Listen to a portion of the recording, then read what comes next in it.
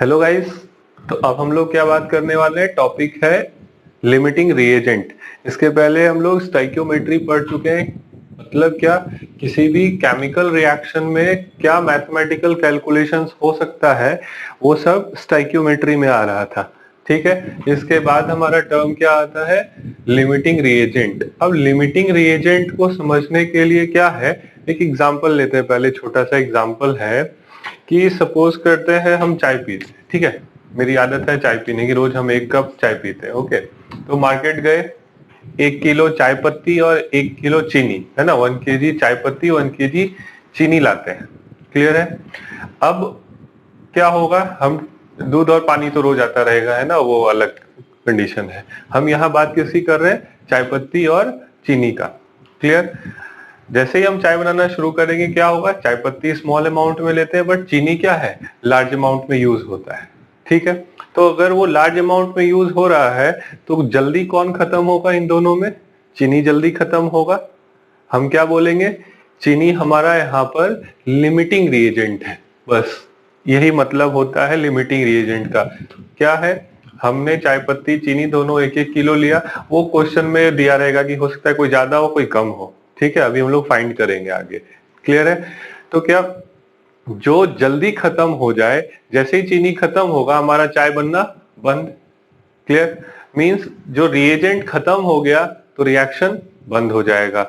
Means क्या, कि जो हमारा रिएजेंट है वो टोटली कंज्यूम्ड अगर हो रहा है तो हम उसको क्या बोलेंगे, it is our limiting reagent. समझ में आई बात। मींस लिमिटिंग रिएजेंट के लिए क्या बोला जाए, रिएजेंट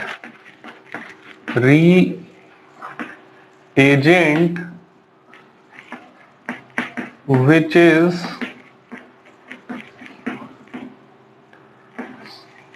consumed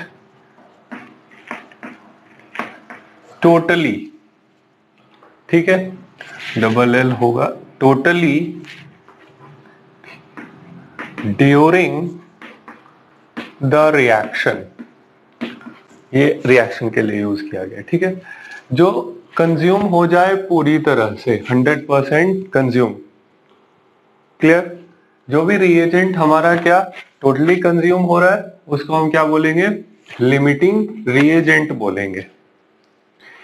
इसको एक एग्जांपल के थ्रू समझते हैं। क्या है हमारा एग्जांपल, हमारे पास 10 ग्राम, एक एग्जांपल देखते हैं, 10 gram of H2 and 10 gram of O2 are made to react with each other। दोनों को आपस में रिएक्ट करने के लिए रखा गया। क्लियर। तो comma, find the mass of H2O produced. Find क्या करना है, कितना H2O प्रोड्यूस हो रहा है ये देख लेना है। किससे, 10 ग्राम हाइड्रोजन और 10 ग्राम ऑक्सीजन। ठीक है, स्टाइकियोमेट्री, इसके पहले का जो वीडियो लेक्चर मैंने बनाया था वो स्टाइकियोमेट्री पर था। वहां क्या होता है, कोई भी एक रिएक्शन दे दिया था, ठीक है, और उस रिएक्शन में क्या बोला गया था, किसी एक का मास गिवन था, तो हम बहुत आसानी से बाकी सबका बता सकते थे। लेकिन जैसे ही दो सब्सटेंसेस का मास अगर दिया हुआ है तब क्या फाइंड करना होगा हमको, कि लिमिटिंग रिएजेंट कौन है, कौन है यहाँ पर जो रिएक्शन में जल्दी खत्म, पहले खत्म हो जाएगा। ठीक है, तो देखते हैं कैसे इसको हम सॉल्व करेंगे, वो बात करते हैं। तो सॉल्यूशन बिल्कुल इजी स्टेप है, आप लोग ध्यान से इसको समझिएगा। ठीक है, काफी इजी है ये, बस एक फॉर्मूला लगाना है, सॉल्व हो जाएगा। क्या है वो देख लेते हैं। हाइड्रोजन ऑक्सीजन रिएक्ट करने के लिए रखा गया, H2 प्लस O2 क्या बनेगा, ये बनेगा H2O। ठीक है, बैलेंस कर लेते हैं। बैलेंसिंग के टाइम क्या, इधर 2 और इधर 2 लगाना होगा, मतलब ये इक्वेशन बैलेंस भी हो गया। अगर ये बैलेंस इक्वेशन है तो हमको इससे क्या इंफॉर्मेशन मिल रहा है? इंफॉर्मेशन ये मिलेगा कि 2 मोल 2 मोल हाइड्रोजन का मतलब 4 ग्राम, ये कितना 32 ग्राम, और ये कितना 36 ग्राम, है ना। 2 मोल H2O तो 36, ये सब चीज पढ़ा हुआ है, पिछले लेक्चर में हम लोग पढ़ चुके हैं। ठीक है, अब क्या है, कोई भी क्वेश्चन लिमिटिंग रिएजेंट का हो या स्टाइक्योमेट्री का हो, इतना तो कर लेना, ये 2 स्टेप को पूरा कर लेना है। ये केमिकल इक्वेशन है, बैलेंस है, और ये इसकी स्टाइक्योमेट्री है, मतलब ये हमको इससे पता चल रहा है, इंफॉर्मेशन मिल रहा है क्या, 4 gram hydrogen reacts with 32 gram oxygen to give 36 gram of H2O। ठीक है, आगे बढ़ते हैं। अब क्वेश्चन में देखा जाए, ये भी 10 ग्राम दिया है, ये भी 10 ग्राम दिया है, तो क्या होगा 20 ग्राम H2O? ऐसा नहीं है, बिल्कुल भी ऐसा नहीं है कि हम 10 ग्राम मिलाएंगे और 20 ग्राम हमको H2O मिलेगा, ऐसा काम नहीं करना है। ठीक है, इससे क्या होगा कि कोई रिएक्शन फॉलो नहीं होगा। यहाँ क्या हो रहा है, केमिकल रिएक्शन हो रहा है, और ये always take place in fix proportion by mass. Proportion आपस में क्या होगा, फिक्स होगा। तो हमको यहाँ सबसे पहले कैलकुलेशन करना है, कैलकुलेशन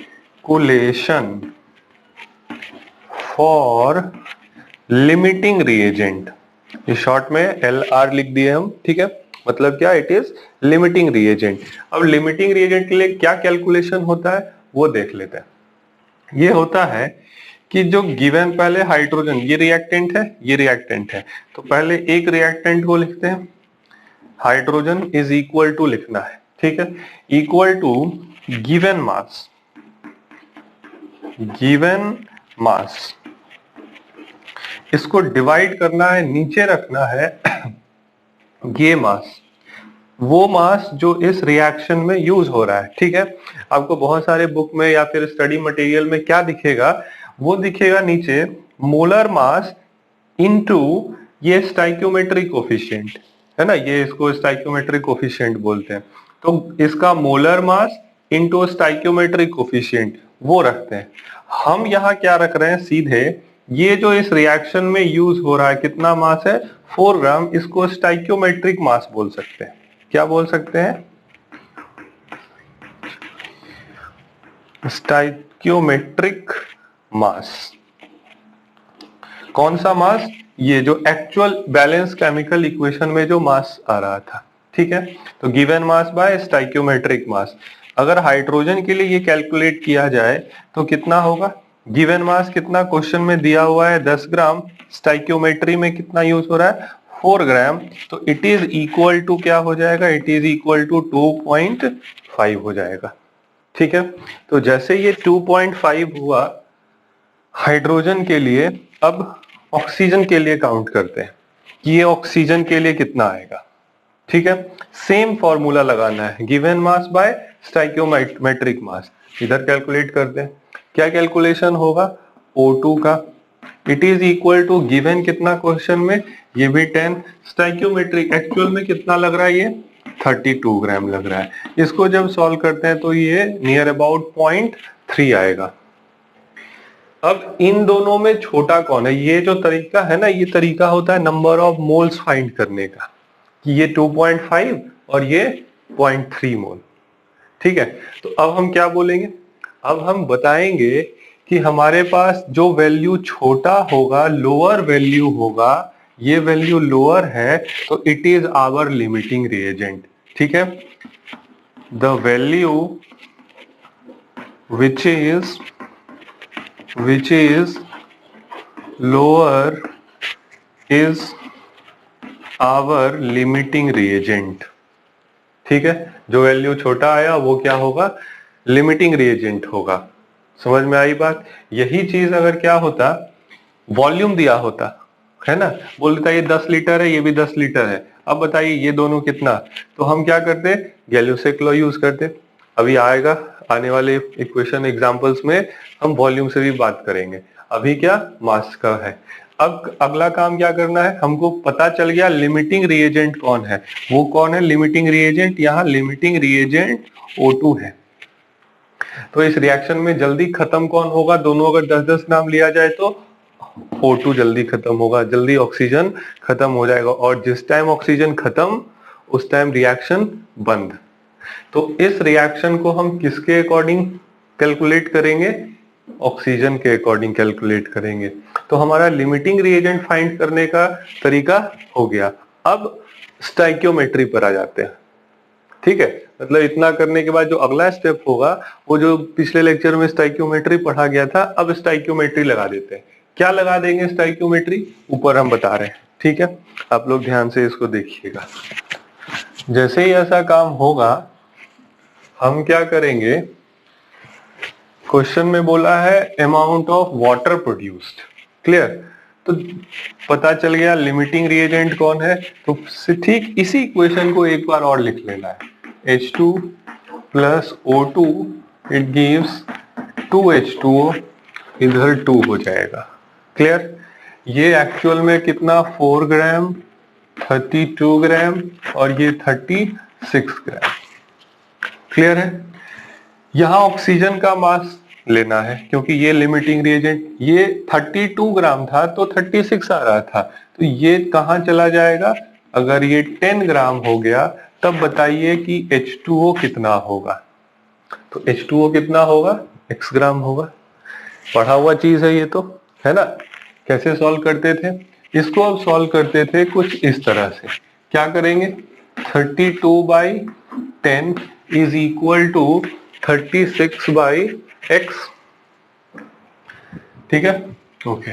नेक्स्ट स्टेप, ये आपस में कैंसिल, 4 से कैंसिल होता दिख रहा है, ये 9 टाइम में, ये 8, इसको इधर ले आते हैं, 8 नीचे x इधर, तो हमको क्या मिलेगा? x is equal to 90 divided by 8, है ना? तो इसको लिखते हैं 90 divided by 8 is equal to 11.25 gram. ये हो गया ग्राम वाटर प्रोड्यूस्ड। मतलब यहाँ जो वाटर है ये कितना आएगा? इट इज इक्वल टू 11.25 ग्राम। मेरा ये कैलकुलेशन किया हुआ था, आप लोग कैलकुलेट कर लीजिएगा। ठीक है, तो वाटर कितना बनेगा ये पता चल गया। ठीक है, टोटली कंज्यूम कौन होगा, मतलब लिमिटिंग रिएजेंट कौन है? ऑक्सीजन है, ये भी पता चल गया। अब यहाँ टर्म आता है एक्सेस रिएजेंट, मतलब जो रिएजेंट बच जाए, पूरी तरह से खत्म नहीं हो, वो क्या कहलाएगा? एक्सेस। और यहाँ एक्सेस कौन? हाइड्रोजन। अगर ऑक्सीजन लिमिटेड है, खत्म हो गया, ये तो खत्म नहीं हुआ ना, ये तो 10 ग्राम लिया गया था, ये भी 10 लिए थे, लेकिन ये 10 का 10 पूरा पूरा खत्म हो गया, इट इज कंज्यूम्ड। लेकिन ये तो 10 का कुछ तो बचा हुआ होगा, कितना बचा है वो देख लेते हैं। अब इस इक्वेशन में क्या कर सकते हैं ना, law of conservation of mass लगा सकते हैं कि इसका मास हमको पता नहीं है। ठीक है, मान लेते हैं ये y ग्राम है, ये रिएक्टेंट के साइड में है, ये प्रोडक्ट के साइड में है, और रिएक्टेंट का mass is equal to product का मास होगा। अगर y plus 10 is equal to इतना हुआ तो y इज इक्वल टू कितना हो जाएगा? 1.25 ग्राम हो जाएगा। ये एक तरीका है फाइंड कर लेने का। या फिर जैसे ये स्टाइकियोमेट्री लगाया गया था वैसे भी ये फाइंड कर सकते हैं। क्या कर सकते हैं? 32 चला गया 10 पर, तो 4 कहाँ चला जाएगा? y पर। 4/y इज इक्वल टू 32/10, ये भी सॉल्व हो गया। ठीक है, समझ में आ रहा है बात? मतलब हमने क्या किया, हाइड्रोजन कंज्यूम्ड 1.2, मतलब ये जो y आया it is what? It is H2 consumed आया। कितना हाइड्रोजन खर्च होगा तो कितना बचेगा? तो hydrogen H2 left after reaction, जब ये पूरा रिएक्शन हो जाएगा तो कितना लेफ्ट बचेगा? कितना मिला था या कितना दिया गया था क्वेश्चन में? 10 ग्राम दिया गया था, ये दिया गया था 10 ग्राम, खर्च कितना हुआ? सिर्फ इतना ग्राम, तो इट इज इक्वल टू 8.75 ग्राम। ये रहा वो मास है जो लेफ्ट आफ्टर दिस रिएक्शन। समझ में आ गई बात? ये पूरा ऑल अबाउट लिमिटिंग रिएजेंट था कि हम लिमिटिंग रिएजेंट क्या होता है, कैसे फाइंड करते हैं, उसके बाद एक्सेस रिएजेंट क्या होगा। ठीक है, तो लिमिटिंग रिएजेंट फाइंड कर लिया गया, फिर क्या हम फाइंड करेंगे, एक्सेस रिएजेंट फाइंड करेंगे, कौन एक्सेस में है, कौन ज्यादा है। ठीक है, और ज्यादा है तो कितना ज्यादा है। ओके, तो ये हमारा it is all about limiting reagent. अब कुछ और एग्जांपल्स देखते हैं। ये मास का एग्जांपल था। एक और हाइड्रोजन और अमोनिया का रिएक्शन देखा जाए। ठीक है, हाइड्रोजन